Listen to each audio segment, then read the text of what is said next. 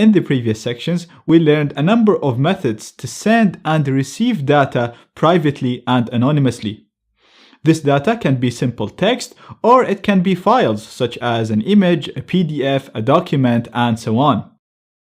All of these methods used end-to-end encryption, so if the data gets intercepted by any entity, the data will be useless to this entity because it'll be simply gibberish and it'll only be decrypted once it's received by the person that we want them to receive it.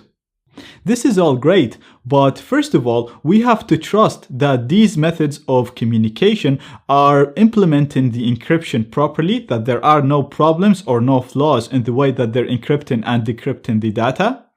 And what if we wanted to send data through a website or through a form of communication that does not support encryption? In this case, you'll have to manually encrypt your data, and the person that receives the data have to manually decrypt it. Because this is very important, I decided to make a full section on encryption in this course. So, in this section, first of all, we're going to learn about asymmetric and symmetric encryption. You're going to learn how it works and why we prefer to use end-to-end encryption. Then I'm going to teach you how to manually encrypt your data, again, whether it's text or files such as a PDF or a document or a song. You'll also learn how to decrypt this data once you receive it. You'll learn how to sign this data, so when a person receives this data, they can confirm that it was actually sent by you and not by someone else. And you'll also learn how to verify the signatures and integrity of the files and of data that you receive, so that you know that this wasn't played with as it was sent to you, it wasn't tampered with, and to make sure that it was actually sent from the sender and not someone else. So you can use this as another layer of encryption on top of the other methods. So even if you're using a method that supports encryption, you can manually encrypt and decrypt the data just to make sure that your files or your data is as private as possible. And you can use this, like I said, to send files and to send data using unsecure methods of communication, even using normal post, and you'll know if this data gets intercepted, it's still secure and it's still private, because whoever intercepts it will not be able to read it because it'll be encrypted and it'll be gibberish. In this section and in the next lectures, I'm going to show you how to use PGP to encrypt and decrypt texts, files, emails, and we're also going to use it to sign and verify the integrity of files, emails, and so on.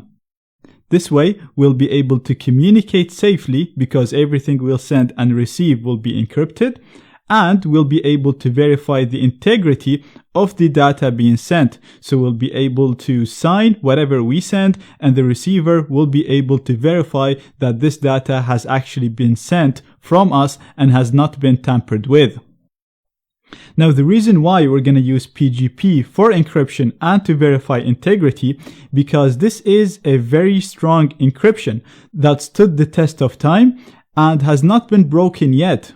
Even based on leaked reports, it seems like even government agencies are not able to break it yet. So it's a very, very strong encryption. Even though PGP stands for pretty good encryption, this statement is actually sarcastic because this is a very strong and powerful encryption. Now, in this lecture, I want to explain to you how PGP works in general, and then in the next lectures, we'll see how we can use it to encrypt all sorts of data and how to use it to sign and verify integrity. Now, PGP is a public key or an asymmetric encryption. And to understand how that works, let's first have a look on the other traditional type of encryption, symmetric encryption. So, let's have an example where we have two people, David and John. We're going to forget about how they're going to communicate. We're just going to assume that David wants to send a message to John, and the content of this message is secret message. Now, if David wants to protect his message from anyone who might intercept this message or read it, he can use an encryption key in order to encrypt this message, and this will transform the message into gibberish. Then he can go ahead and send this message to John using any method by sending it as an email or by post or as a text message. It doesn't really matter. And if this message gets intercepted, the contents of the message is going to be gibberish, so it won't be useful to the person intercepting this. John will receive the message, he will open the message will still be gibberish, and then John is going to use the same encryption key to decrypt this message and reveal its content, which was secret message. So very, very simple. Basically, David uses a key to encrypt the message. John uses the same key to decrypt it. And this way, they're both able to read the message, but anybody who does not have the key will not be able to read the message. So the same key is used by David and by John. Therefore, this is known as symmetric encryption.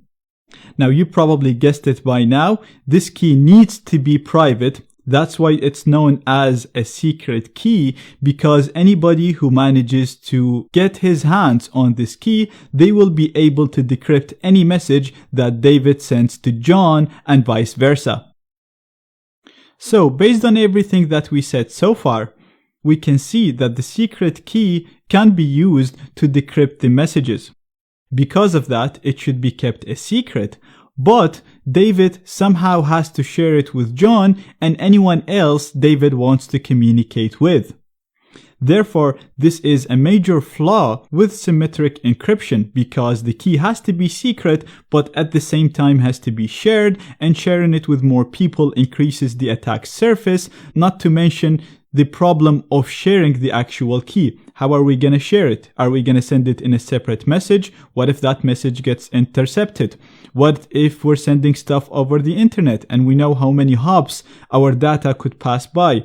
This could be intercepted, read, and then the rest of our communication will be decrypted. This was the main incentive to come up with a more secure encryption. And this is where asymmetric or public key encryption comes.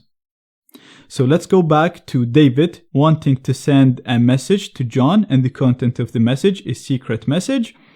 In asymmetric encryption, one key is used to encrypt the message is sent in the air, and then another key is used to decrypt the message. So as you can see in this encryption, two different keys are used, and hence the name asymmetric encryption. Now these two keys are referred to as a key pair. They are mathematically related. One is used for encrypting the message and the other is used for decryption. Therefore, the decryption key is never shared, and that's why it's more secure. Now you're thinking, if the decryption key is never shared, how is this going to work? Well, let's go back and have a closer look on how this is going to work. So again, David wants to send a message to John. The content of the message is secret message. But before sending this message and before encrypting it, John is going to create a key pair, a public key and a private key. Like I said, these keys are mathematically linked, and John is going to send the public key to David, to the person that will send the message. So the public key can be shared with anybody. You can actually make it public on the internet, on key directories. It doesn't really matter, because it cannot be used to determine the private key. Therefore, it's completely safe to share the public key.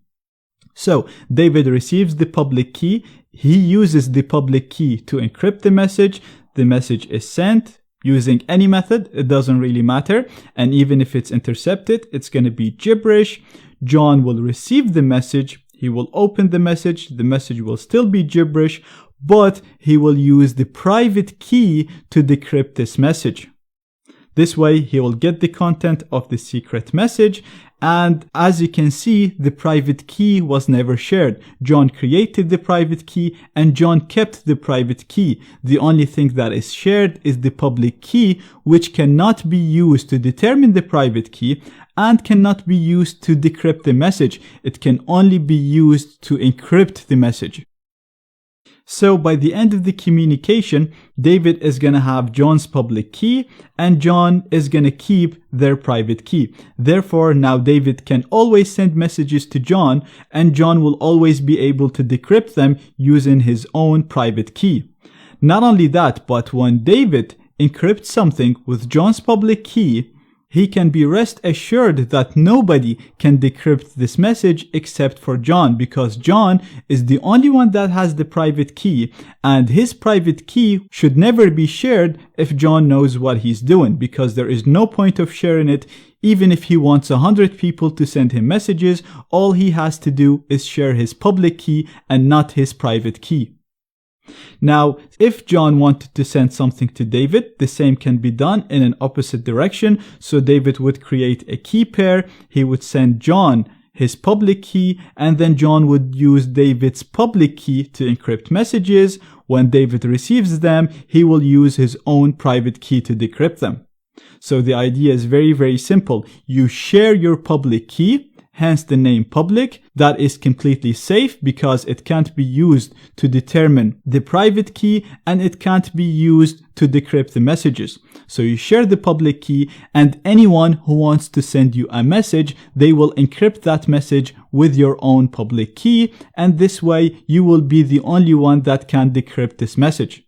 Same goes when you want to send another message. For example, if you wanted to send a message to me, all you have to do is encrypt that message with my public key, and this way, because I don't share my private key with anyone, I will be the only one that can read the message. So you can put this message anywhere, you can share it publicly, and it'll still be safe because no one will be able to read that message but me.